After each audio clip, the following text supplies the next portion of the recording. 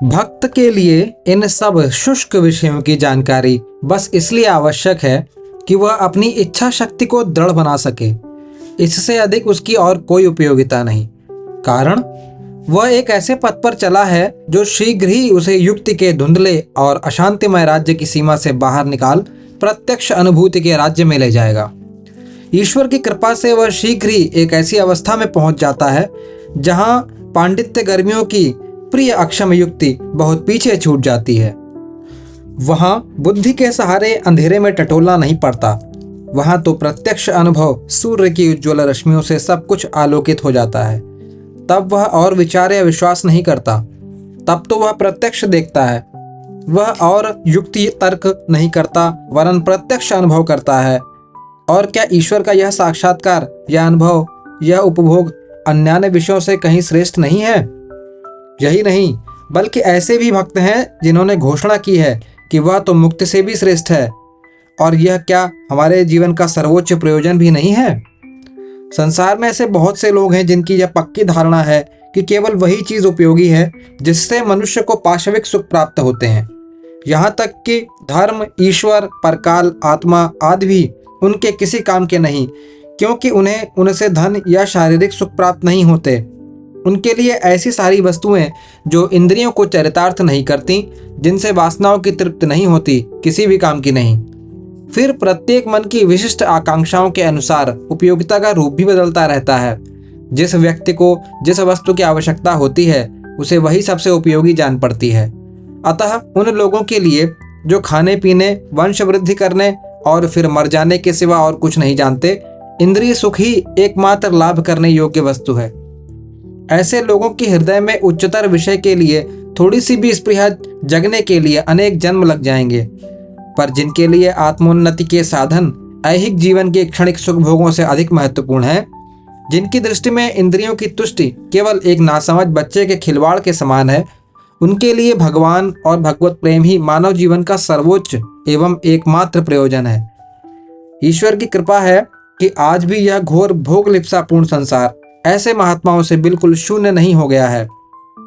पूर्व में कहा जा चुका है कि भक्ति दो प्रकार की होती है, गौणी और परा। गौणी का अर्थ है साधन भक्ति, अर्थात जिसमें हम भक्ति को एक साधन के रूप में लेते हैं, और परा इसी की परिपक्वावस्था है। क्रमशः हम समझ सकेंगे कि इस भक्ति मार्ग में अग्रसर होने के लिए साधनावस्था में कुछ बाह्य सहायता लिए बिना काम नहीं बनता। वास्तव में सभी धर्मों के पौराणिक और रूपक भाग आप ही उपस्थित होते हैं तथा उन्नतिकामी आत्मा की प्रारंभिक अवस्था में उसे ईश्वर की ओर बढ़ने में सहायता देते हैं। यह भी एक महत्वपूर्ण बात है कि बड़े बड़े धर्मात्मा उन्हीं धर्म संप्रदायों में हुए हैं जिनमें पौराणिक भावों और क्रिया अनुष्ठानों की प्रचुरता है।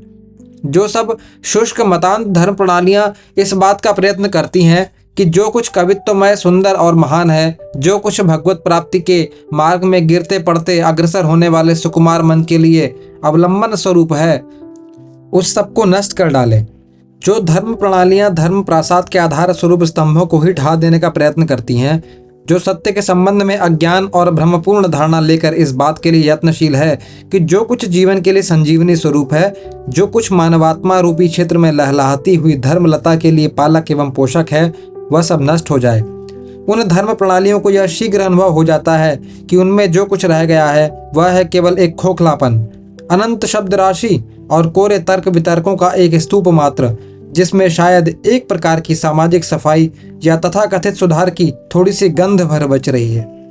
जिनका धर्म इस प्रकार का है, उनमें से अधिकतर लोग जानते या न जानते हुए जड़वादी हैं।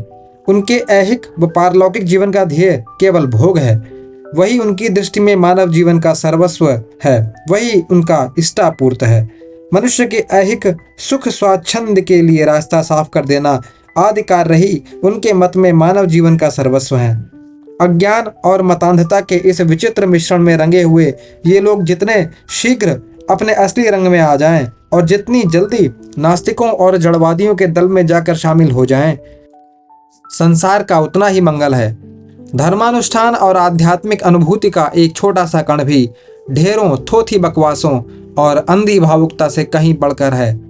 हमें कहीं एक भी तो ऐसा आध्यात्मिक दिग्गज दिखा दो जो अज्ञान और मतांधता की इस ऊसर भूमि से उपजा हो।